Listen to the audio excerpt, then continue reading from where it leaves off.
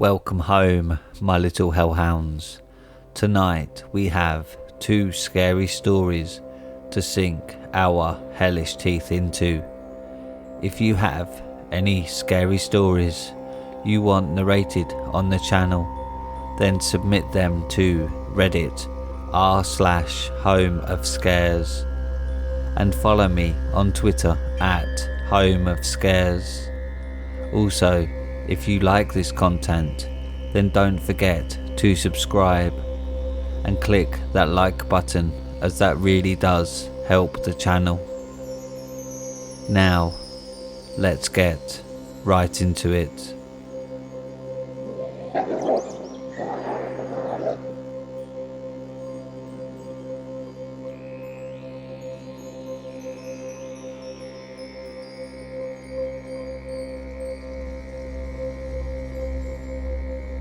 Caught the Werewolf, posted by Bloody Spaghetti. This morning, my son Corey called me again. He once again recited his infamous catchphrase to me. "Hey Dad, I caught another werewolf." My son Corey hunts werewolves. He has hunted them ever since he was a child. He caught his first when he was 9 years old. Back then, there were no cell phones or computers to entertain every kid. They had to use their creativity and more practical games to have fun. Corey was no different. He was a very imaginative kid and spent his days talking about fantasy worlds, movies and books with his classmates. That and playing ball. My son had an amazing throw. You wouldn't think it was a kid's arm that chucked an object, judging by the force. We haven't played ball in a while, but to be honest, I don't think I could keep up with him at my age. Corey grew up to be something of a giant. He got it from his mother's side. I am certainly not that big. Anyhow, at some point the entire town was talking about some ape man lurking around at night with shining, bright, flashy eyes. Nobody knew what the hell that thing was. Some people thought it might be a Bigfoot or a Yeti or something. I personally never took it seriously. I thought it might be some bear running around looking for food, or just some drunk stumbling around.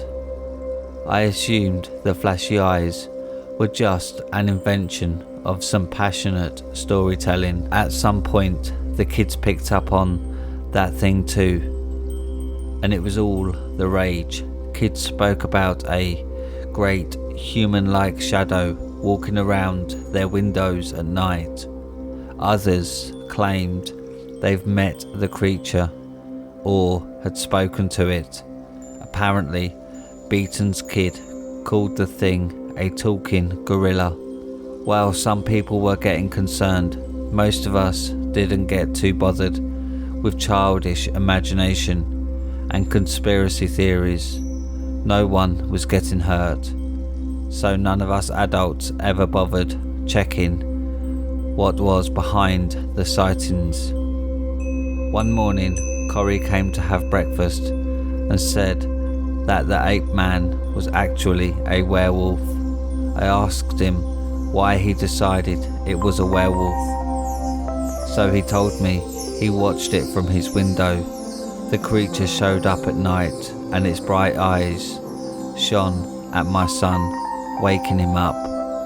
Looking at the window, he saw a strange creature covered in hair with its back turned to his window. He said the creature was moving its arms back and forth near its legs before howling and running off into the darkness. My wife wasn't too pleased with my son being awake in the middle of the night.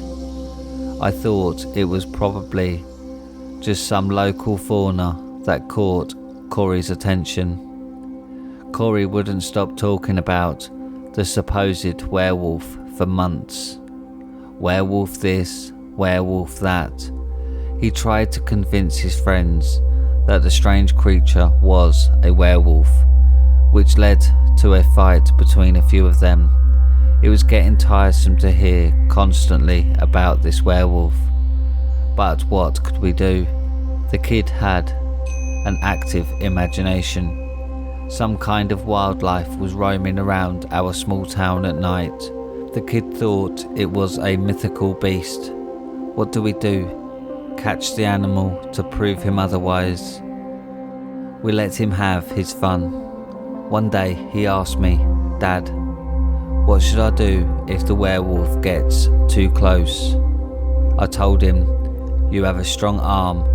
Just throw something at it and it'll run away from you." He smiled, thanked me and ran off to play with his friends that day. I thought little of it. 3 days later, in the middle of the night, Corey comes to our bedroom and nudges me awake. "Hey, Dad."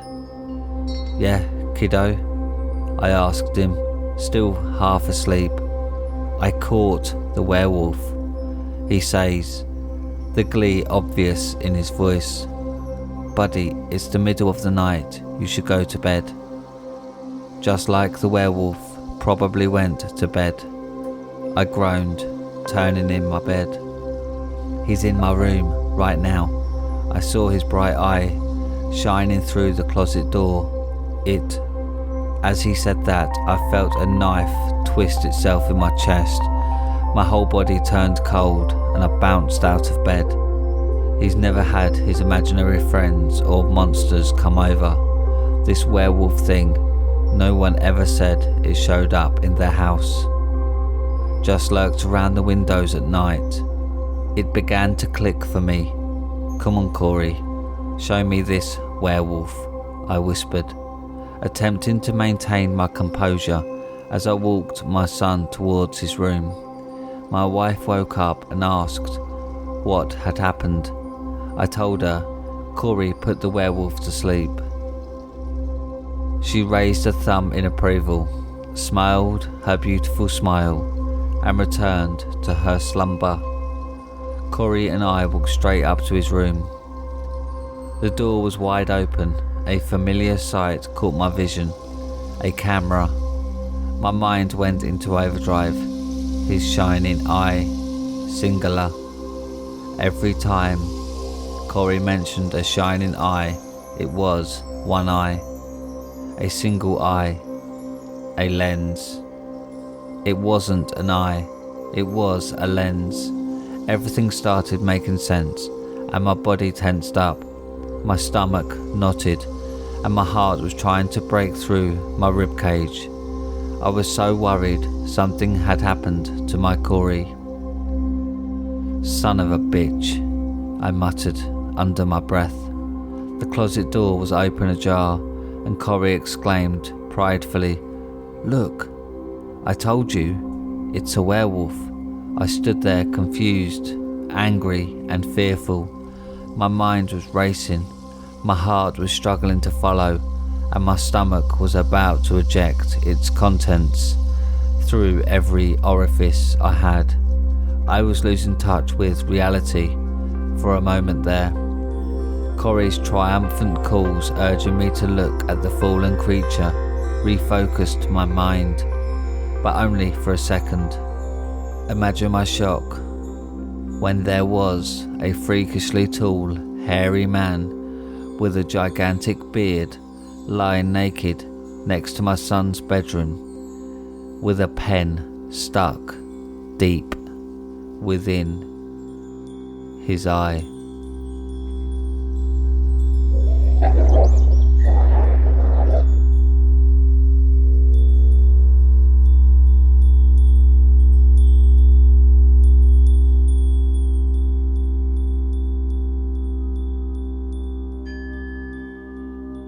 The Nightingale hospitals weren't for COVID-19, posted by Toucan the Rapper.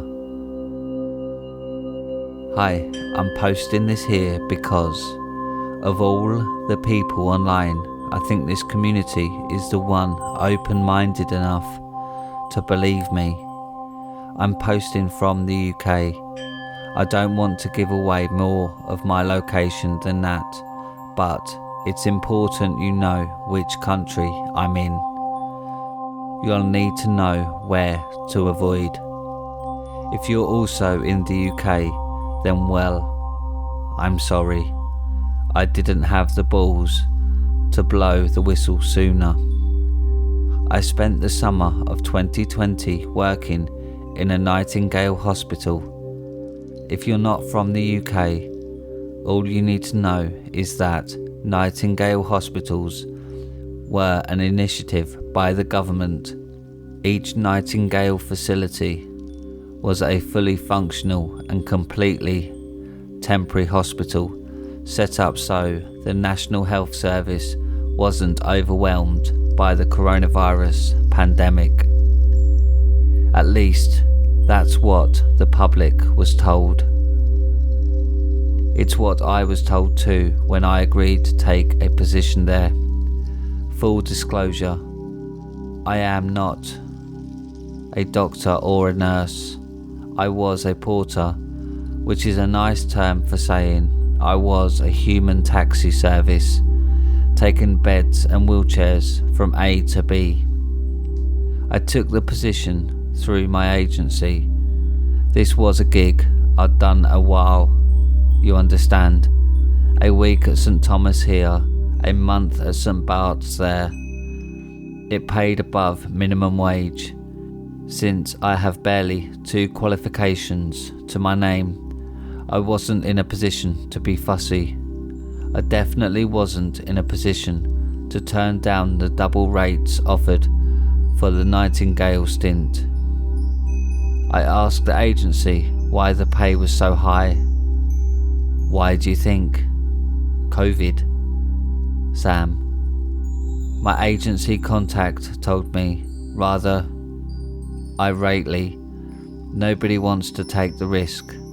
You do understand you'll be in full hazmat gear, and even that may not be enough, right? Yeah, sure, I get you, I replied. I'm not worried about catching it though. I'm young. I genuinely didn't think COVID was anything to worry about. I didn't think it was real. I do now. But compared to the real reason I was getting paid nearly £20 an hour to wheel sick people about, it still feels like a non-problem. We've had nearly 150,000 COVID deaths here in a few months. That will feel like a minuscule sum. My first month or 2 at the Nightingale were uneventful. Well, as uneventful as they could have been given the context. I saw plenty of people spend their last minutes alone and frightened. You'd take folk to their oxygen, help get them hooked up, then know there was a 50-50 chance the next time you'd move them would be to transport for funeral arrangements. Traumatic if you're not used to it. I was experienced though. It had been several years since I'd wheeled my first dead kid with leukemia down to pathology lab. Morgue for you American folk. My skin had long since become too thick for a little thing like moving dead bodies to cost me any sleep. It wasn't until my first night shift that I began to see the signs of why the Nightingale hospitals really existed and why they'd been built in the locations they had. It was also the night I realised why the government's pandemic response had been so shambolic. They were busy trying to contain something much, much worse. COVID had, in a lot of ways, provided an extremely useful cover. If the world knew what had taken seed on the UK's shores. They'd have built a wall around our island and nuked us. It was on that night, 8 weeks in, that the first deviations from the COVID cover story made themselves apparent. I'd had my first non-breather of the evening. Take her to pick up, they'll have the next of kin details. The shift was being managed by a Dr. Bramfield, an older man, twice my age at least, whose pale skin was flecked with purple birthmarks, visible even through the hazmat. I'd never worked with him before. The day shifts were staffed by tired and bedraggled NHS doctors. I'd done enough shifts in private hospitals to recognise that Dr. Bramfield didn't come from a state hospital. The cold manner with which he instructed me to remove someone who was breathing 10 minutes prior made me struggle to picture him in a hospital setting at all. It was callous, even for me. I may not have been bothered by the dead, but I still saw them as people. The disdain in Dr. Bramfield's voice when he referred to the woman made it clear he viewed her removal as he did throwing out mouldy bread. His pager started screeching as I kicked the brakes from the bed, freeing the wheels to move. I have to attend to something on one of the other wards, he said, turning sharply. Take this one, then speak to one of the nurses to see where you're headed next. It'll be a busy night. It'll be a busy night. Something about the words resonated more than they should. They rattled around my skull, drowning out the squeaky wheels and endless ventilators as I transported somebody's wife and mother to a waiting transport. Their rattling was too loud because I realised I'd taken a wrong turn. At exactly the moment I realised I was lost. Shit. The word echoed down the unfamiliar hall. This made me notice the lack of other sound. Where was the rasping hum of dozens of ventilators? Where was the squeaks and clangs of the living and dead being moved to and from tanks of much needed oxygen? Hello? Again, the only response I got was my own echo. Well, I said to the woman on the bed, looks like there's going to be a delay, love. We've taken an unplanned detour. She didn't respond, but continued her lifeless staring at the ceiling. This didn't bother me. It would have been much more unsettling if she'd been doing literally anything else. I decided the best course of action was to find someone. One advantage of being a porter is that people don't expect much of you intellectually. I had no reason to be embarrassed about getting lost in my own workplace, and knew I was only one nurse's tut and eye roll away from being pointed in the right direction. The signage in these temporary hospitals was shaky at best, but in this corridor there were literally no signs or maps on the wall to indicate where I'd ended up. I'd been too distracted to backtrack without risking getting more lost. The only options were to carry on until I bumped into somebody, or try the door about 10 paces forward to my right. Door it is, I muttered, kicking the brakes on the bed wheels back into place. I winked at the cold, still woman resting in the sheets. Don't go anywhere, pet. I'll go find out where we are and get us back on track before you can say global pandemic. I chortled, strolling towards the door. The two rasped syllables knocked the wind from my lungs. I whipped around, the balls of my feet lifting from the ground as adrenaline forced me onto my toes. There was no one there. The corridor was empty, save for me and the unfortunate coronavirus statistic. She was still motionless on the bed, the white sheets around her undisturbed.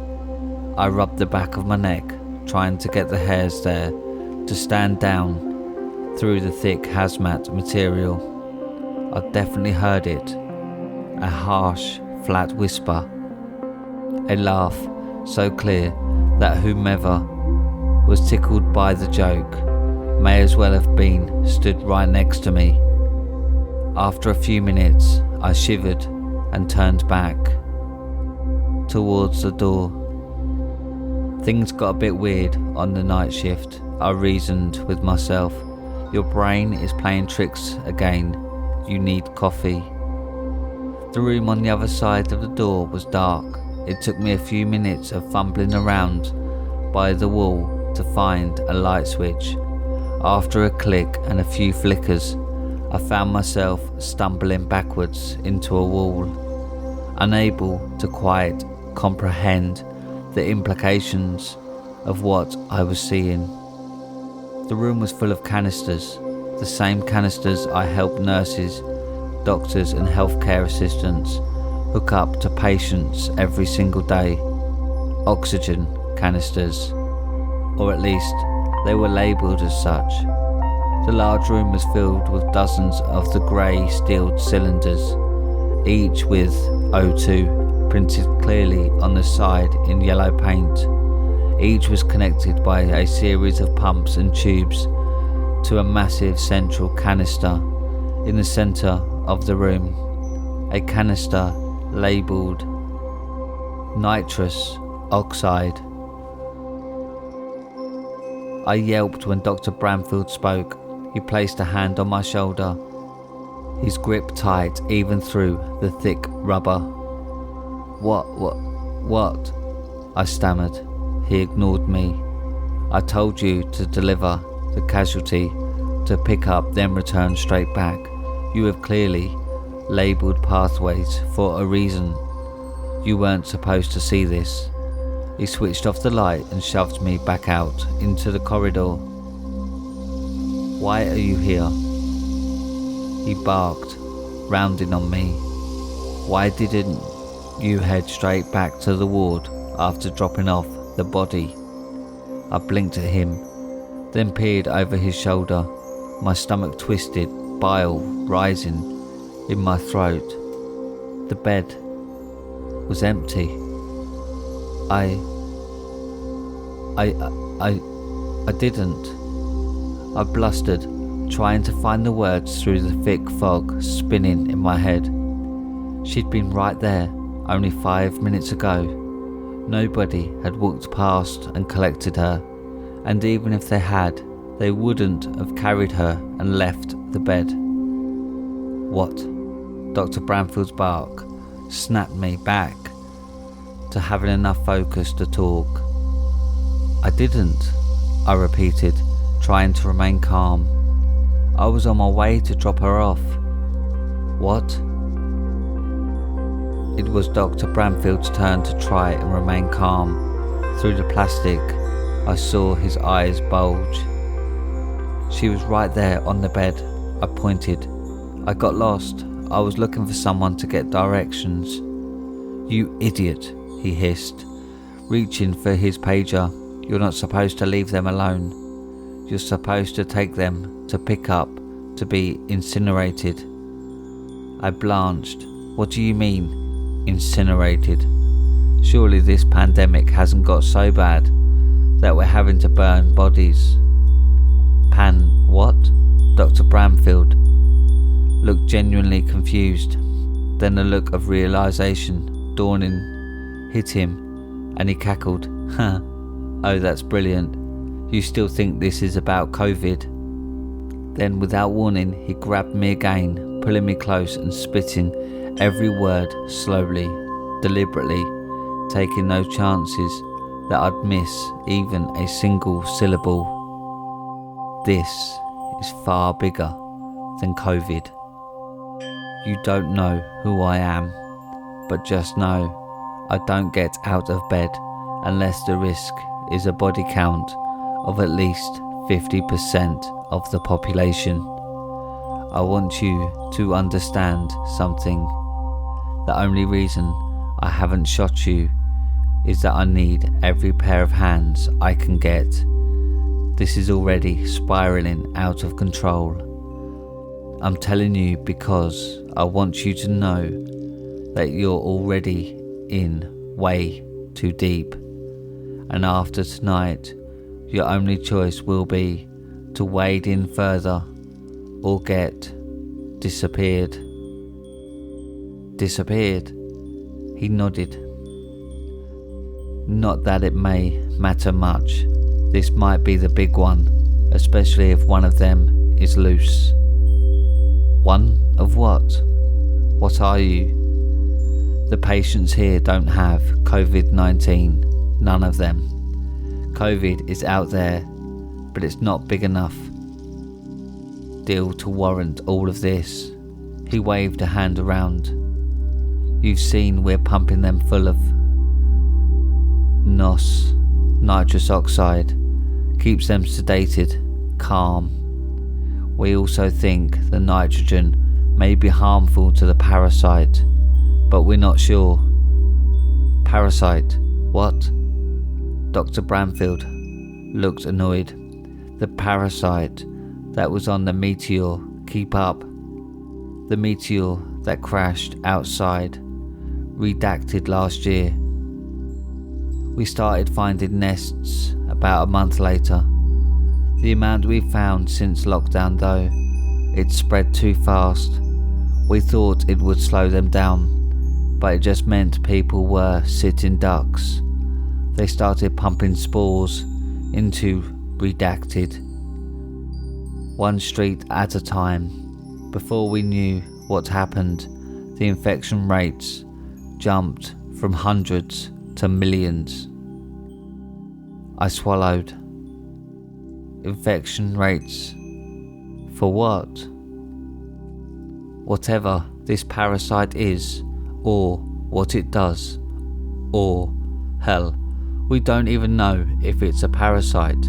It could be a fungus or a virus. It's like nothing we've ever seen. Why doesn't anyone know? If there's some space disease infecting millions, because they'd panic, because most couldn't take the truth of it. Just one photo sent half my first team. He shuddered, then continued. It needs the dead flesh, you see. It spreads when we're alive, then kills us in unison. Always 17 at a time, like clockwork. Once we're dead, it starts changing us. Changing us? Changing us into what? I won't describe it to you. I can't, and I won't, he snapped. All you need to know is we're running out of time. Eventually, the NOS we've pumped into its bloodstream will wear off, and... He never got to finish his sentence. He didn't have to though, nor did he ever have to describe what this mysterious parasite did with every 17 souls it claimed. The woman descended slowly from the ceiling. I knew it was her only because her brow, nose, top lip and dead eyes remained.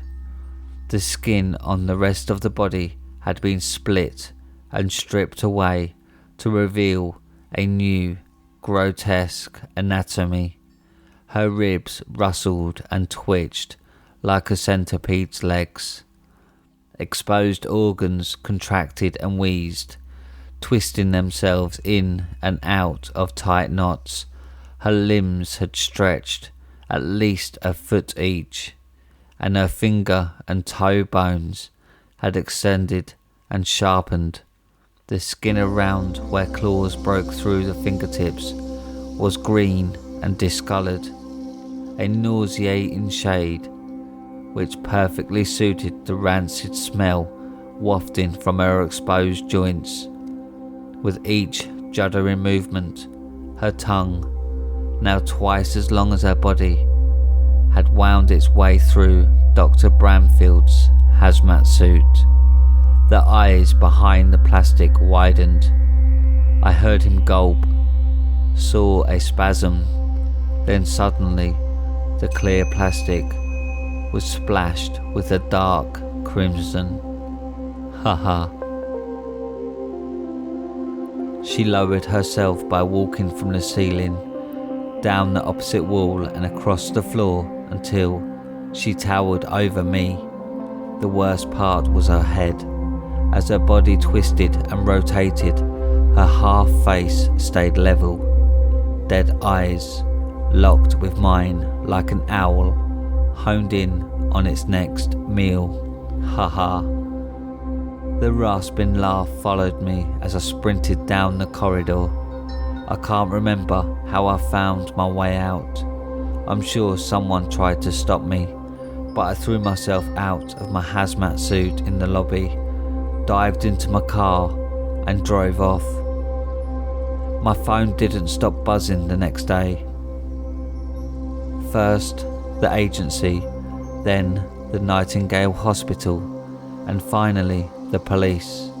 I hadn't been stupid enough to go home though. I ditched the phone that evening as soon as I'd managed to get a hold of my mum and tell her I'd be going away for a while. I've been laying low since then. I'm surprised they haven't come for me, but then again, I expect whomever Dr. Bramfield worked for is far busier right now. I've seen them in the countryside once or twice. The things the parasite makes us. They stalk the fields near the barns. I hole up in. I've seen villages and towns all over with 17 vague deaths in the obituary, all at the same date and time. It's only a matter of time before whatever this is gets too big to keep secret.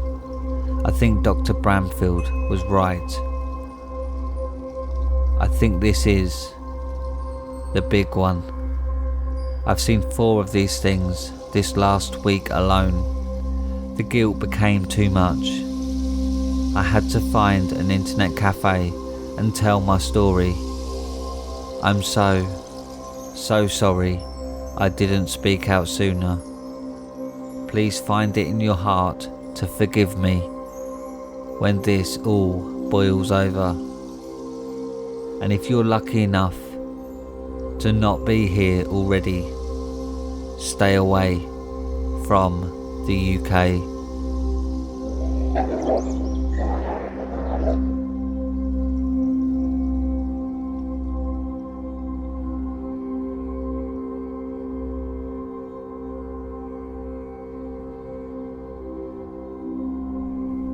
And that's it for tonight, my little hellhounds. Thanks for listening. If you like this content, then don't forget to subscribe and click that like button. And don't forget to tickle that bell icon so you get notified every time I upload. And if you have any scary stories, then submit them to Reddit r/homeofscares. Now, good night, my little hellhounds.